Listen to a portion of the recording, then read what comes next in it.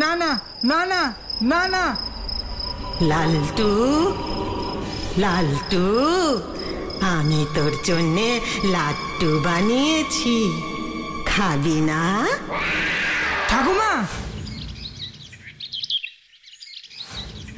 কি বলছিস লালটু? রাতে তুই তোর ঠাকুমার গলা শুনতে পাস?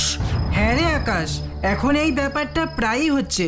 বাবাকেও বলেছিলাম, বাবাও বললেন এসব নাকি আমার মনের ভুল। আর কি বললেন জানিস? কি বললো? এইসব নাকি হয়েছে আমি রাতে ভূতের গল্প পড়ি বলে। যেগুলি পড়ি সেগুলিই নাকি স্বপ্ন হয়ে রাতে আমার ঘুমের মধ্যে আসে। কিন্তু বিশ্বাস কর, ঠাকুমা স্বপ্নে এসে নাতিকে লাড্ডু খেতে বলছে। এমন ভূতের গল্প আমি কখনো পড়িনি। ভালো বলেছিস, ঠাকুমা স্বপ্নে এসে নাতিকে লাড্ডু খেতে বলছে। তুই হাসছিস পল্টু? যেদিন তোর সাথে এরকম হবে সেদিন বুঝবি। ও বরুণ জেঠু, তোমার সাথে এরকম কোনোদিন হয়েছে? আমার সাথে যেটা সেদিন হয়েছিল সেটা এর থেকেও অনেক ভয়ানক ছিল রে আকাশ, অনেক ভয়ানক ছিল। কি হয়েছিল তোমার সাথে বরুণ জেঠু? বলো না গো। বলবো বলবো, সব আজ বলবো তোদের, কিন্তু তার আগে যে একটু গরম গরম চা লাগবে রে বাছাদনরা। হ্যাঁ বরুণ জেঠু, আমি এক্ষুনি রামু কাকার দোকান থেকে তোমার জন্য গরম গরম চা নিয়ে আসছি। শোন, তখন আমি গোপালগঞ্জ পোস্ট অফিসের পোস্টমাস্টার। গোপালগঞ্জে আমি প্রায় 5 বছর কাটিয়েছি। অনেক লোকজনের সঙ্গে আমার খুব ভালো পরিচয় গড়ে উঠেছিল। পোস্ট অফিসের কাজ সেরে মাঝে মধ্যেই তার বাড়িতে গিয়ে সময় কাটাতাম। এরকম ভাবে ভালোই চলছিল। আর এই করতে করতেই গোপালগঞ্জের একজনের সঙ্গে আমার খুব ভালো বন্ধুত্ব হয়। কার সাথে বরুণ জেঠু, কার সাথে? প্রদীপ বাবুর সাথে। ওনার পুরো নাম ছিল প্রদীপ কুমার চট্টরাজ। বয়সে আমার থেকে 2-5 বছর বেশি হবে, কিন্তু খুব খোলা মনের মানুষ ছিলেন প্রদীপ বাবু। কিন্তু ওনার সঙ্গে যে এরকম একটা ঘটনা ঘটবে কেউ কি জানতো? কি হয়েছিল প্রদীপ বাবুর সঙ্গে? বলো না বরুণ জেঠু। ওরে বাবা, বলছি বলছি, দম নিতে দে, সব বলছি। আমার স্পষ্ট মনে আছে, সেদিন পোস্ট অফিসে একটু বেশি কাজের চাপ ছিল, তাই সব কাজ শেষ করতে করতে রাত হয়ে গিয়েছিল অনেকটা। সে যাই হোক, সব কাজ সেরে বাড়ি ফিরছি, এমন সময় হঠাৎ পেছন থেকে প্রদীপ বাবুর গলা শুনতে পেলাম। তারপর, ও পোস্টমাস্টার মশাই, আরে ও পোস্টমাস্টার মশাই, একটু শুনুন না। আরে কি ব্যাপার, আজকে আপনার এত ফিরতে রাত হলো? আর বলবেন না প্রদীপ বাবু, আজ কাজের চাপটা একটু বেশি ছিল। তার মানে লোকজন আবার আজকাল খুব চিঠি চাপাটে লিখছে, কি বলেন? হ্যাঁ, তা বলতে পারেন, কিন্তু আপনি এত রাতে এখানে কি করছেন? আরে অপেক্ষাই তো করছিলাম পোস্টমাস্টার মশাই, অপেক্ষাই তো করছিলাম। হ্যাঁ, কার জন্য অপেক্ষা করছিলেন? আরে একজন ভালো বন্ধুর জন্য পোস্টমাস্টার মশাই। এবার আপনাকে পেয়ে গেছি, মানে আমার অপেক্ষা শেষ হয়েছে, বুঝলেন কি না? আপনার কথার মানেটা ঠিক বুঝতে পারছি না। আরে সোজা কথাটা তো সোজা ভাবেই বললাম পোস্টমাস্টার মশাই। কেন, আপনি আমার ভালো বন্ধু নন বলুন তো? না না, তা কেন, আমি অবশ্যই আপনার ভালো বন্ধু। তাহলে এবার চলুন।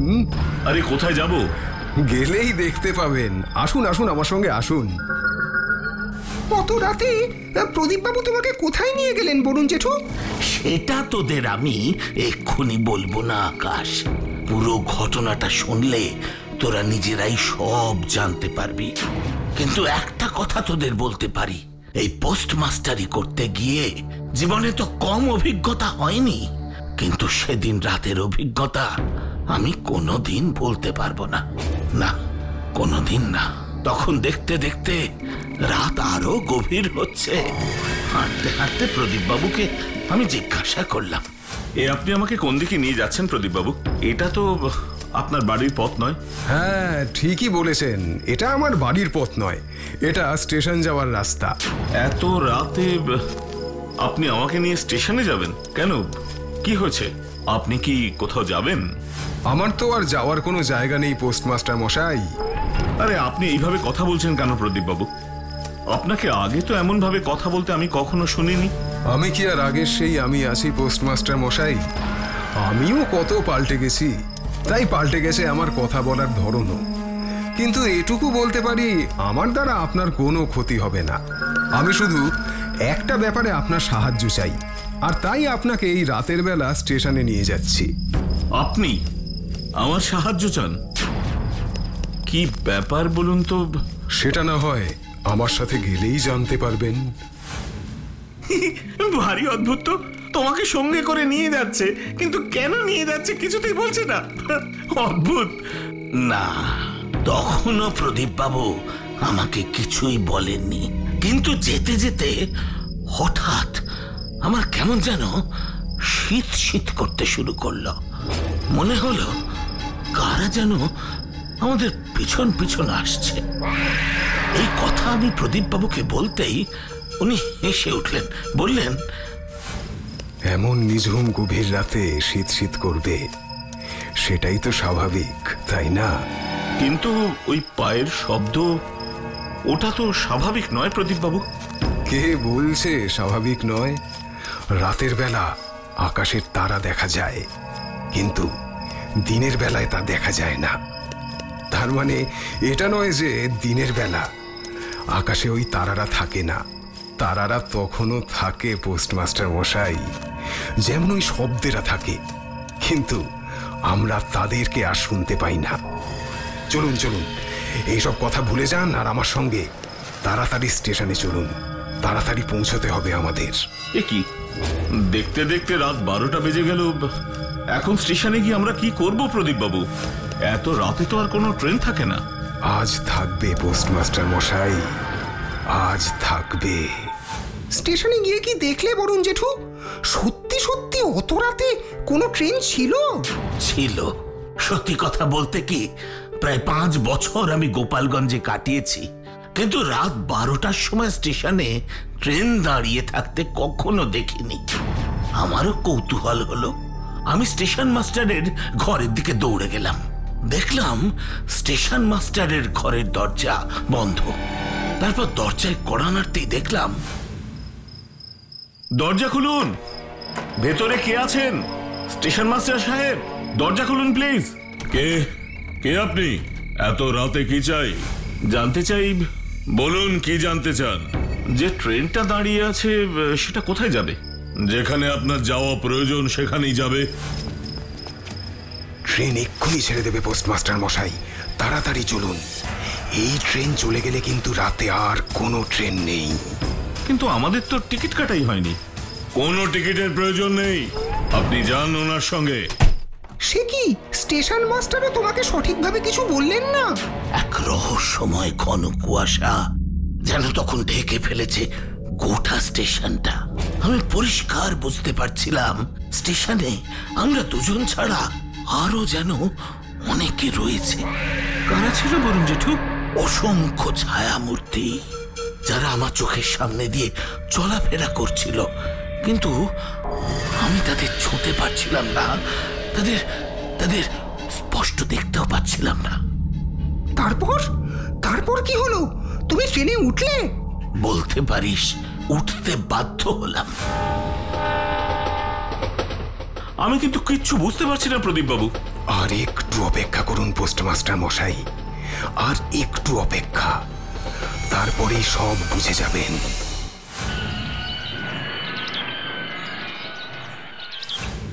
মুক্তিগড়, এখানে কি আছে প্রদীপ বাবু? ওই দেখুন বরুণ বাবু। ওখানে লাইনের উপরে অত লোক কেন প্রদীপ বাবু? গিয়ে দেখুন।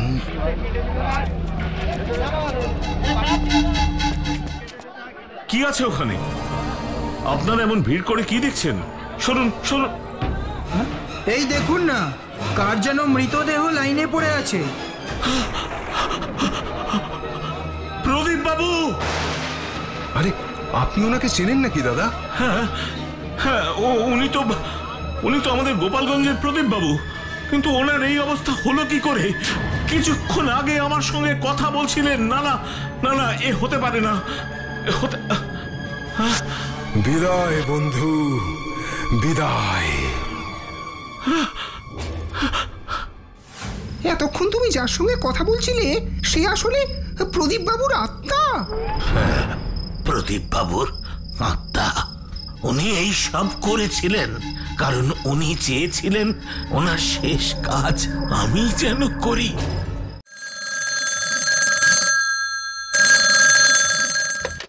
হোয়াট? রতিকান্ত বাবু, আমি আজকেই মাধবপুরের জন্য রওনা দিচ্ছি।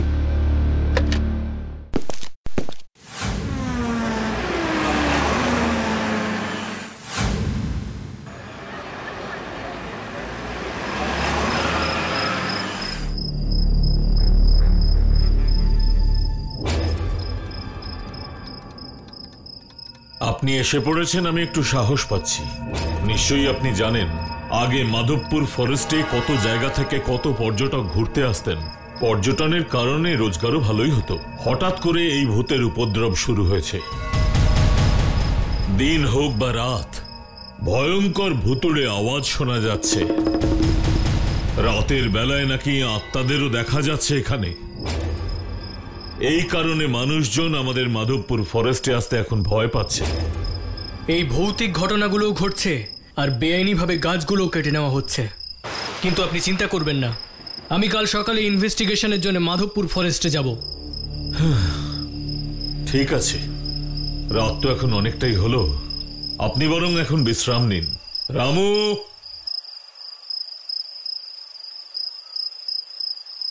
ইন্দ্রজিৎ বাবুকে আমাদের গেস্ট রুমে নিয়ে যাও।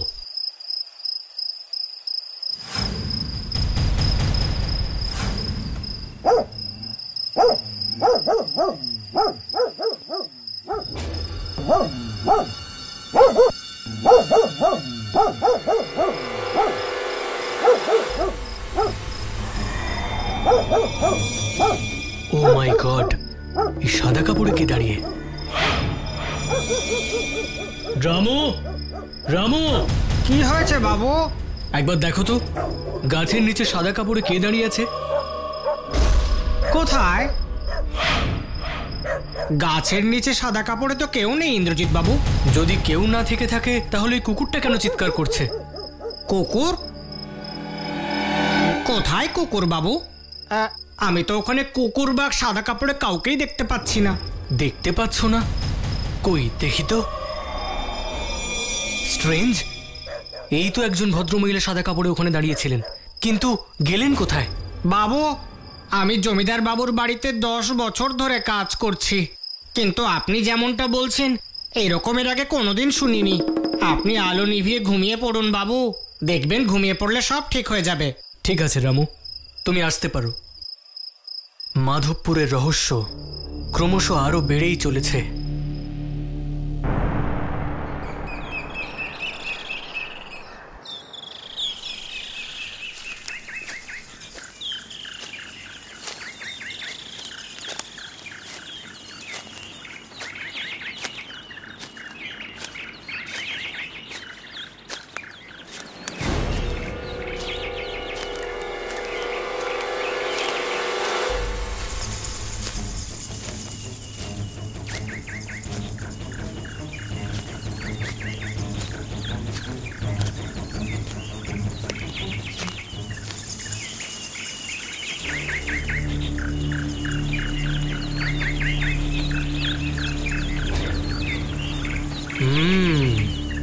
তার মানে ওরা জঙ্গলের পেছন দিক থেকে গাছগুলো কেটে নিয়ে গেছে।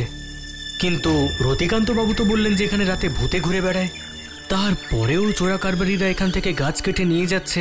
ওরা কি ভূতে ভয় পায় না? নিশ্চয়ই কিছু গন্ডগোল রয়েছে। এখানকার ফরেস্ট ইন্সপেক্টর ভুবন ঘোষালের সাথে দেখা করতে হবে। দেখি এই ব্যাপারে ওনার কি মতামত।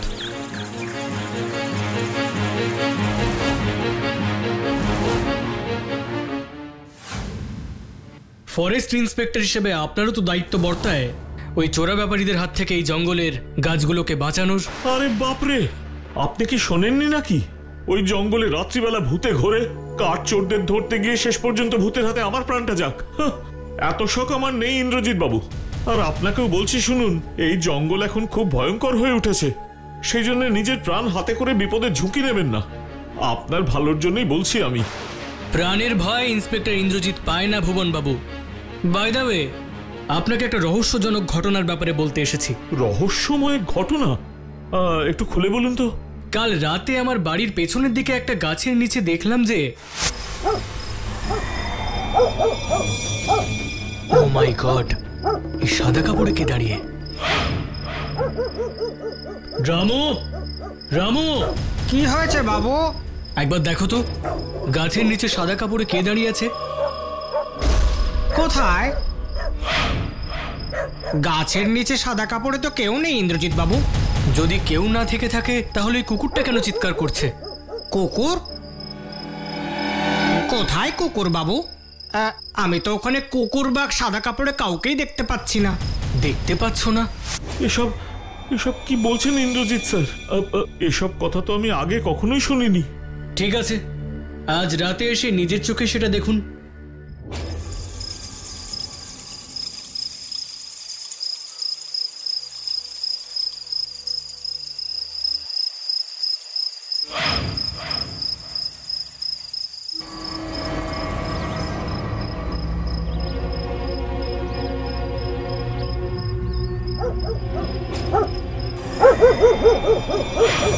ওই দেখুন ভুবন বাবু, গাছের নিচে সাদা ঘোমটা দিয়ে কেউ একজন দাঁড়িয়ে আছে।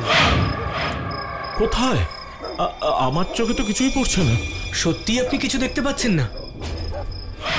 কিন্তু আমি, আরে তাই তো, কেউই তো নেই এখানে। এই সমস্ত ভুতুড়ে ঘটনা ইন্দ্রজিৎ বাবু, সাবধানে থাকবেন কিন্তু আপনি, খুব সাবধানে।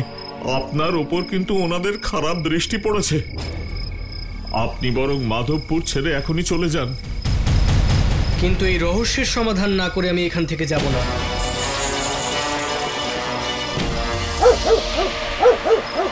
ওই দেখুন ভুবন বাবু, কুকুরটা ডাকছে।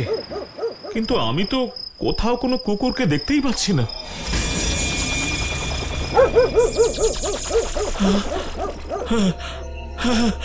আমি এখন ওই কুকুরটাকে দেখতে পাচ্ছি। ইন্দ্রজিৎ বাবু, এটা তো সেই কুকুরটা। ইন্দ্রজিৎ বাবু, ওই কুকুরটা? ওই কুকুরটা মানে কোন কুকুরটা? আপনি কি এর আগে ওকে দেখেছেন? না না, মানে মানে হলো। কি হলো ব্যাপারটা? ভুবন বাবু কুকুরটাকে দেখে এইভাবে ভয় পেয়ে পালিয়ে গেলেন কেন? তার মানে ওই কুকুরটা আমায় কিছু দেখাতে চাইছে।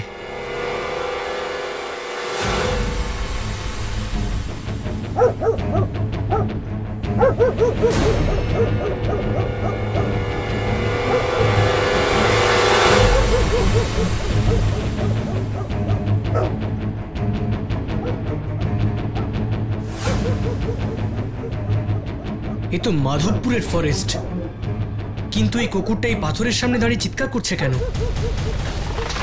এ তো একটা সুড়ঙ্গ, এর ভেতরে কি আছে?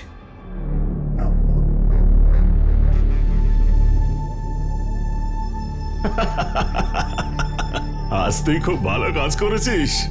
আজ তোর কারণে ইন্দ্রজিতের ভুতুড়ে ব্যাপারটা সত্যি বলে মনে হবে। আগের রাতে ঘোমটা পড়ে ভয় দেখিয়েছিলিস, আর আজকে তুই। সবই আপনার বুদ্ধির খেলা বাবু। চল এখন তাড়াতাড়ি সাদা শাড়িটা খুলে ফেল, আমাদের এখান থেকে বেরোতে হবে। এই তো রতিকান্ত বাবুর বাড়ির কাজের লোক রামু। ও মাই গড, ফরেস্ট ইন্সপেক্টর ভুবন ঘোষাল, এই সবের পান্ডা। কিন্তু ইন্দ্রজিৎ বাবু আমাদের এই সুড়ঙ্গের গল্পটা জানবেন কি করে?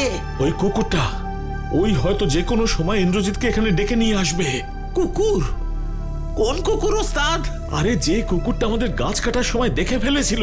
কিন্তু ওই কুকুরটাকে তো আমরা গুলি করে মেরে দিয়েছিলাম। ভুবন ঘোষাল, ব্যাপারটা কি? ইন্দ্রজিৎ বাবু, আপনি এখানে? ওই কুকুরটা যেটা বলতে চাইছিল সেটা আমার সামনে এবার পরিষ্কার। আপনি ভূত হয়ে মানুষদেরকে ভয় দেখান, আর আপনি রাতের অন্ধকারে বেআইনিভাবে গাছ কেটে পাচার করেন। কিন্তু এবার আপনাদের সবার খেলা শেষ। ওরে রামু, এই মুহূর্তে ইন্দ্রজিৎকে শেষ করে দে।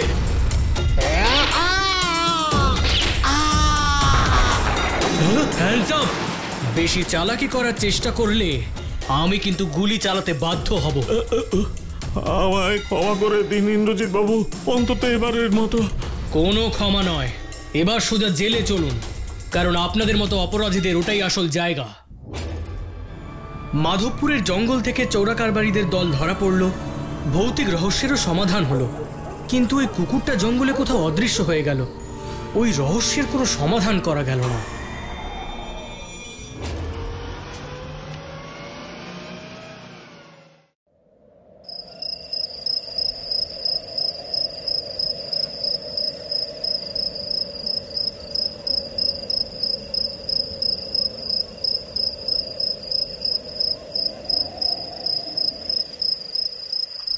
সে এক ভয়ঙ্কর রাত।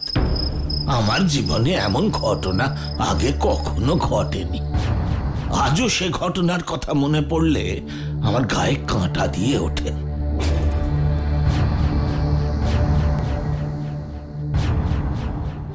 তখন আমি ওই বর্ধমানের ভেতরে একটা অজ পাড়া গাঁয়ের পোস্ট অফিসের পোস্টমাস্টার। অফিসের কাজের জন্য মাসে একদিন আমাকে সদরে যেতে হতো। ওই অজ পাড়াগা থেকে সদরে যাওয়ার একমাত্র উপায় ছিল ট্রেন। সাধারণত আমি সকালে ট্রেনে গিয়ে সন্ধ্যার ট্রেনে ফিরে আসতাম, কিন্তু সেদিন আমার অনেকটাই দেরি হয়ে গিয়েছিল। তাই দৌড়তে দৌড়তে আমি শেষ ট্রেন ধরলাম।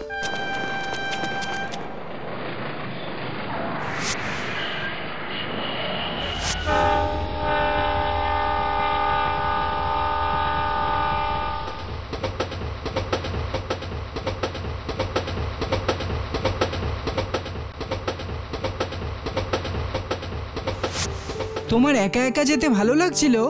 আরে তা কি কখনো লাগে? কিন্তু কি করব, বাড়ি তো ফিরতে হবে। প্রচন্ড গতিতে ট্রেন চলছে, আর তার উপরে প্রচন্ড শীত। আমরা সবাই চাদর মুড়ি দিয়ে চুপ করে বসে আছি।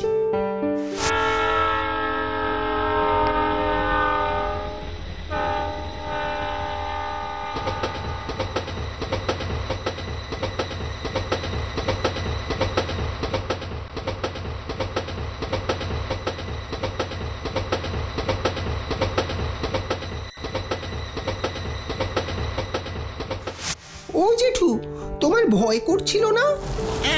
ভয় করছিল না? আরে বাবা, জেঠু তো তখন অনেক বড়, চাকরি করে। না রে পল্টু, বড়দেরও ভয় করে। আমার তো মনে হয় ছোটদের থেকে বড়রা অনেক বেশি ভীতু। ঠিক বলেছো বরুণ জেঠু, ওর কথা ছাড়ো তো, তুমি বলো তারপর কি হলো? তারপর এক এক করে স্টেশন পেরোতে লাগলো, আর একজন দুজন করে লোক কমতে থাকলো। একে শীতকাল, তার উপর শেষ ট্রেন। তাই আমার কম্পার্টমেন্টে ওই 10 মতো প্যাসেঞ্জার ছিল। আমার পোস্ট অফিস থেকে ঘন্টাখানেক দূরত্বে প্রায় সকলেই নেমে গেল। পুরো কম্পার্টমেন্টে আমি একেবারে একা।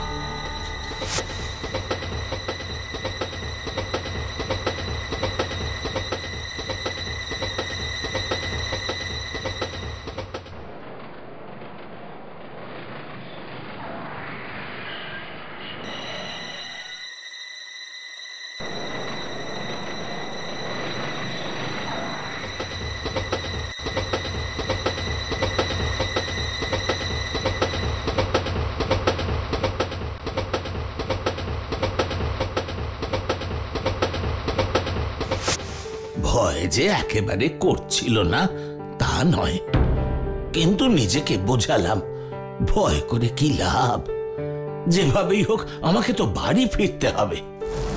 কম্পার্টমেন্টের এক কোণে গুটিসুটি মেরে পড়ে আছি। সারাদিনের পরিশ্রমে চোখটা একটু লেগেও গিয়েছিল। হঠাৎ ট্রেনটা একটা জোরে ব্রেক করতেই চমকে উঠলাম। চেয়ে দেখলাম ট্রেন থামেনি, কিন্তু একটা বড় ঝাঁকুনি হলো। রুমাল দিয়ে চশমাটা মুছে চোখে পড়তেই অবাক হয়ে গেলাম।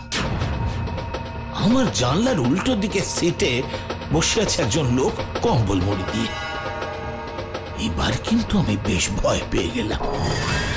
এতক্ষণ সেই কম্পার্টমেন্টে আমি ছাড়া তো আর কেউ ছিল না, আর ট্রেনও কোথাও থামেনি। তাহলে আমার সামনে বসে থাকা মানুষটা এলো কোত্থেকে?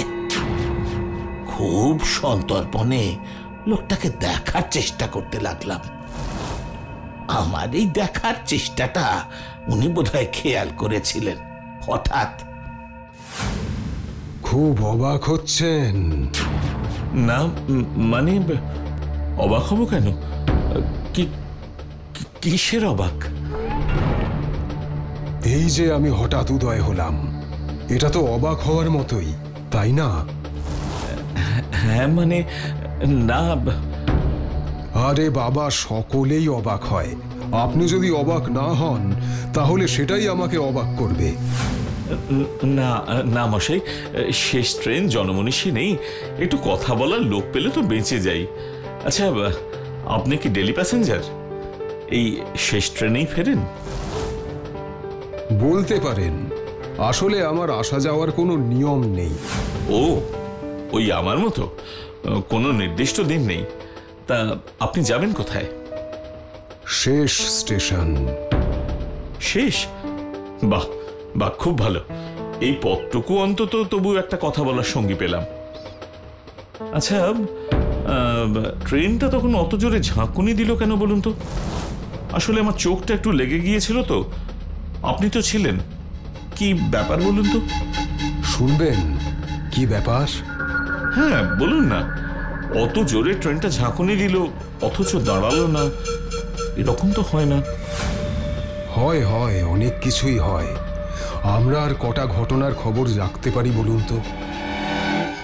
আজ থেকে প্রায় বছর 10 আগে এই লাইনের শেষ ট্রেনের একটা কামরায় আগুন লেগে যায়। শেষ ট্রেনে কেউ লুকিয়ে গ্যাস সিলিন্ডার নিয়ে যাচ্ছিল। কম্পার্টমেন্টের 20 প্যাসেঞ্জার প্রত্যেকেই পুড়ে মারা যায়। ইস, কিন্তু ওই ঝাঁকুনিটা? ওটা চেন টানার ঝাঁকুনি। কিন্তু ড্রাইভার ট্রেন থামাননি, কারণ তিনি ভেবেছিলেন ট্রেনে ডাকাত পড়েছে। ইস, সে কি, কি ভয়ঙ্কর! আরে দাঁড়ান দাঁড়ান, ভয়ঙ্করের আর কি দেখলেন মশাই? আজকের এতদিন পরে সব মিলে গেছে জানেন। সব সব মিলে গেছে মানে? মানে এতদিন পরে আজ সেই মাঘী পূর্ণিমার রাত, আর এটাই সেই কম্পার্টমেন্ট, সামনের দিকে লেডিসের পরে। মানে মানে এটাই এটাই সেই কম্পার্টমেন্ট? এখানেই? হ্যাঁ হ্যাঁ, এখানেই তিলে তিলে পুড়ে মরেছে 20টা তাজা প্রাণ। 2-4 জন ট্রেন থেকে লাফ মেরেও রেহাই পায়নি জানেন, এই লাইট পোস্টে লেগে। আপনি আপনি প্লিজ চুপ করুন, আমি আর শুনতে পারছি না। জানি জানি আপনারা এসব সহ্য করতে পারবেন না, কিন্তু সেদিন ওই ড্রাইভার যদি ট্রেনটা থামাতো তাহলে এতগুলো প্রাণ চলে যেত না। ঠিক ঠিক, আপনি ঠিকই বলেছেন। উনি যদি একটু সিরিয়াস হতেন তাহলে। এই সামনে লোকালয়ের মুখে ড্রাইভার ট্রেনটাকে দাঁড় করায় ঠিকই, কিন্তু ততক্ষণে সব শেষ। যাকগে, আমার নামার সময় হলো, এবার আমাকে নেমে যেতে হবে। কিন্তু আপনি যে বললেন একেবারে শেষে নামবেন। শেষেই নামবো, শেষ, একদম শেষ। ঠিক যেভাবে এইখানে এই সিটটাতেই আমিও শেষ হয়ে গিয়েছিলাম, তিলে তিলে পুড়ে, তীব্র যন্ত্রণা পেতে পেতে। মানে আপনি কে? বলুন বলুন, আপনি কে? আমি সেই হতভাগ্যদের একজন, যে সেদিন এইখানে ছটফট করতে করতে শেষ হয়ে গিয়েছিল। দেখুন।